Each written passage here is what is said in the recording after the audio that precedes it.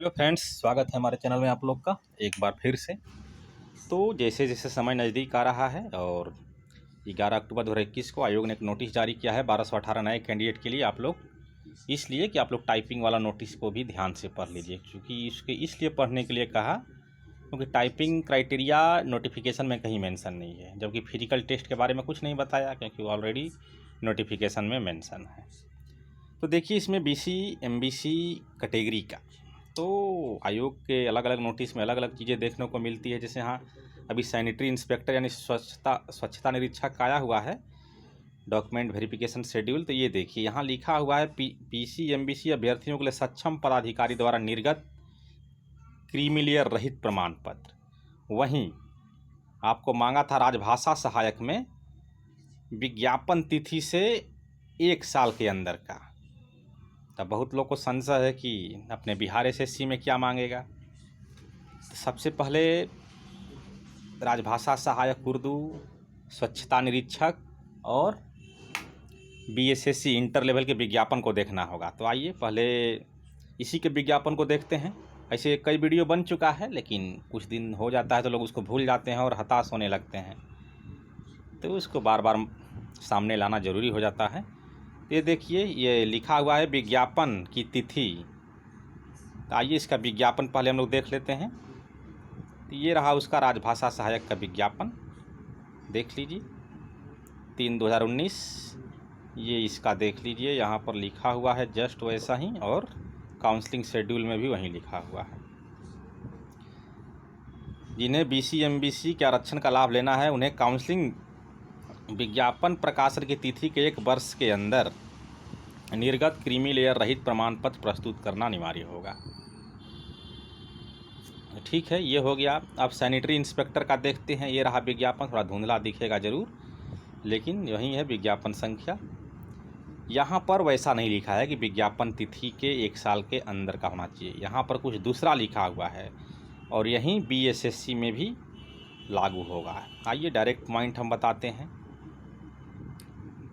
Counselling के समय BC MBC वर्ग के श्रेणियों के अभ्यर्थियों द्वारा जमा किए जाने वाला क्रीमी लेयर रहित प्रमाण पत्र सक्षम पदाधिकारी द्वारा उक्त तिथि के 1 वर्ष के अंदर होना चाहिए। और वहीं क्या लिखा हुआ है अपने राजभाषा सहायक में विज्ञापन प्रकाशन की तिथि, और यहाँ पर लिखा हुआ है उक्त तिथि। उक्त तिथि यहाँ कहने का मतलब कि काउंसलिंग के तिथि। काउंसलिंग के समय बीसी एमबीसी द्वारा उक्त तिथि के 1 वर्ष के अंदर, मतलब जिस दिन आपका काउंसलिंग रहेगा उससे 1 साल के भीतर भीतर का वो होना चाहिए। अगर काउंसलिंग के समय का मांगना होता तो ये भी वही बात लिख देता, जैसा ये राजभाषा सहायक में लिखा हुआ था। तो समझ गए आप लोग, इसीलिए इसके काउंसलिंग शेड्यूल में ऐसा कुछ नहीं लिखा हुआ है कि 1 साल के भीतर चाहिए विज्ञापन तिथि के, क्योंकि इसके विज्ञापन में नहीं लिखा था कि काउंसलिंग तिथि अरे विज्ञापन के 1 साल के अंदर तक का होना चाहिए। यहाँ लिखा है काउंसलिंग के समय, और यहाँ लिख दिया है उक्त तिथि। इसका मतलब जिस दिन आपका काउंसलिंग है उससे 1 साल के अंदर का होना चाहिए।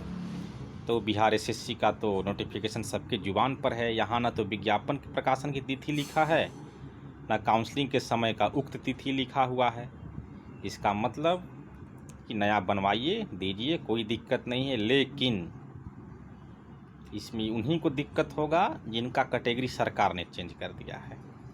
देखिए, यहाँ कुछ वैसा नहीं लिखा हुआ है, लेकिन जिनका कैटेगरी गवर्नमेंट चेंज कर दिया है, पहले वो बीसी में थे अब एमबीसी में हो गए, पहले बीसी में थे अब एससी में हो गए, पहले एमबीसी में थे अब एसटी में हो गए, अब उनको तो पुराना दिखाना ही होगा। बाकी जिनका चेंजिंग नहीं है, एज इट सेम है, विज्ञापन के समय भी वही है और आज भी वही है, काउंसलिंग के समय भी वही रहेगा, तो उनको कहीं कोई परेशानी नहीं होने वाली है। लेकिन जिनका चेंजिंग हुआ है उनको परेशानी हो सकता है। बीएसएससी सीरियल 2 के आधार पर मैं ये बता रहा हूँ, वहाँ पर दोनों मांगा गया था। तो उम्मीद है डाउट क्लियर हो गया होगा। मैंने प्रूफ भी दिखाए कैसा विज्ञापन कैसा काउंसलिंग में लिखा रहता है। दो का एग्जाम्पल दिए, एक में लिखा था विज्ञापन प्रकाशन की तिथि से 1 साल पहले, एक लिखा था काउंसलिंग के समय उक्त तिथि से पहले, दोनों में अंतर है। तो उम्मीद करते हैं अब आप लोग का डाउट दूर हुआ होगा। ऐसे भी कई वीडियो इससे संबंधित है, लेकिन थोड़ा सा बातें पुरानी होती जाती है तो धूमिल होती जाती है, उसको ताज़ा करना ज़रूरी होता है। तो मिलते हैं अगले वीडियो में, और जाते जाते नवरात्रि सप्तमी की हार्दिक शुभकामनाएं। आज सभी पूजा पंडालों में दुर्गा माँ की पट खुल चुके हैं। अब आज से भ्रमण शुरू हो जाएगा, जिनको मेला घूमना है, दर्शन करना है। तो आइए मिलते हैं किसी एक नए टॉपिक के साथ अगले वीडियो में। तो जो लोग चैनल पर अभी पहली बार हैं, अभी तक सब्सक्राइब नहीं किए हैं, तो जल्द से जल्द सब्सक्राइब कर लें, लाइक कर दें, शेयर कर दें। धन्यवाद।